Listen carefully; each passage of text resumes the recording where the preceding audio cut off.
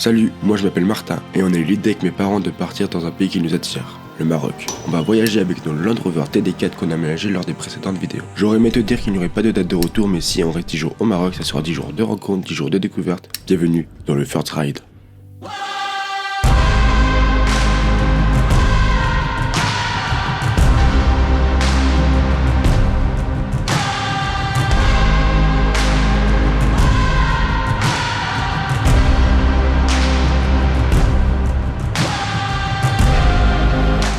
La semaine dernière, je terminais l'épisode en te disant que nous poursuivons notre voyage en direction de la fameuse ville des tanneurs de Fès. Au cours de la route, on a vu une petite ville qui était finalement pas si petite que ça, sous le nom de Kénitra, et on allait l'explorer et on a plutôt kiffé. On a vite découvert que c'est une ville bourrée d'artisanat en tout genre, ce qui la rend encore plus incroyable à visiter.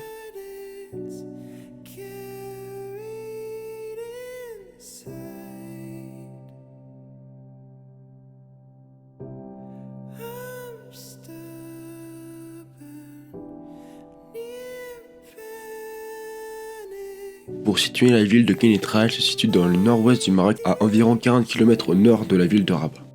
La ville est connue pour être une ville artisanale importante avec une économie basée sur la production d'objets en bois. On a pu aller visiter la rue où se trouvent les artisans qui travaillent le bois à la main.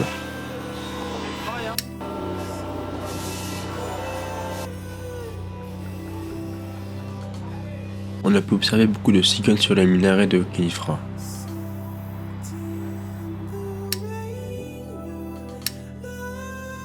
On s'est pas trop attardé sur la ville de Kénitra, c'était surtout une ville de passage sur le trajet vers Fès, mais en résumé, Kénitra est une ville industrielle dotée d'une riche histoire. Bon, là nous sommes à Kénitra, nous avons mangé le repas du midi et en fait Kénitra, qu'est-ce que j'en pense?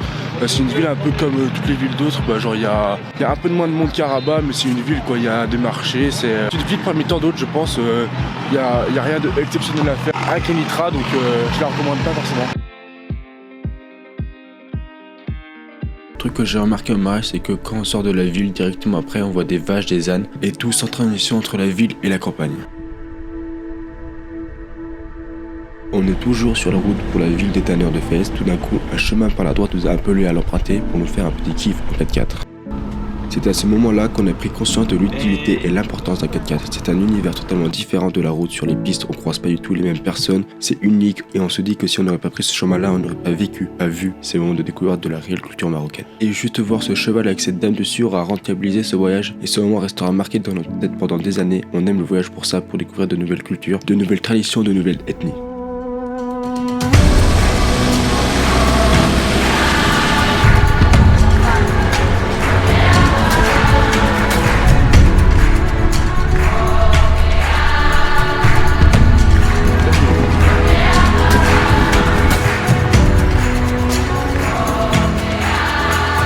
Fin de journée, on a décidé de faire un détour pour aller visiter Meknès en chemin. Meknès est une ville située dans le nord du Maroc, à environ 130 km à l'est de la ville de Rabat. Bon bah voilà, après 2 heures de route, on est arrivé à Meknès. J'espère que tu vas découvrir avec moi ce beau patrimoine de la ville de Meknès. La ville est connue pour son riche patrimoine culturel et historique et est considérée comme l'une des villes impériales du Maroc, avec Fès, Marrakech et Rabat. J'ai eu le sentiment que quand on visite une ville lors d'un coucher de soleil, c'est vraiment une autre visite, avec les belles couleurs de la nature et avec des constructions et une architecture exceptionnelle.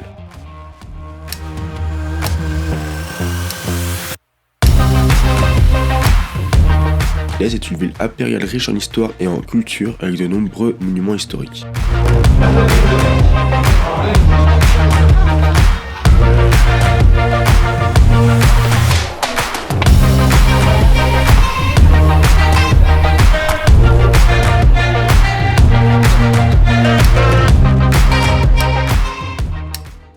Après avoir quitté Meknès, on a fait une partie de la route dans les montagnes du Maroc pour rejoindre Fès, mais on n'a pas su le temps que ça allait nous prendre et juste de ne pas savoir combien de temps ça allait nous prendre, c'est de ne pas avoir de stress, c'est pouvoir se poser à l'heure qu'on veut, à l'endroit qu'on veut, et ça c'est une réelle liberté d'être libre comme l'air. On commence à voir des paysages avec une certaine ressemblance avec le désert, avec des terres secs, arides et avec un putain de coucher de soleil.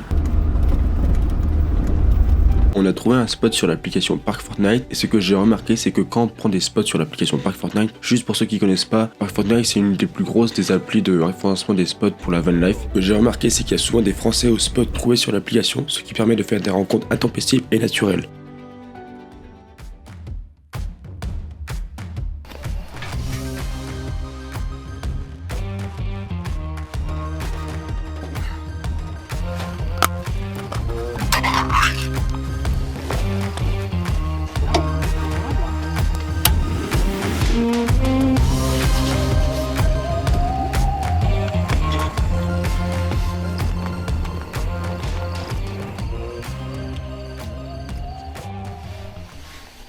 Cette nuit, je me suis fait une réflexion, c'est qu'en voyant ces paysages, on a vraiment une chance de voyager et de pouvoir découvrir ce genre de carte du monde.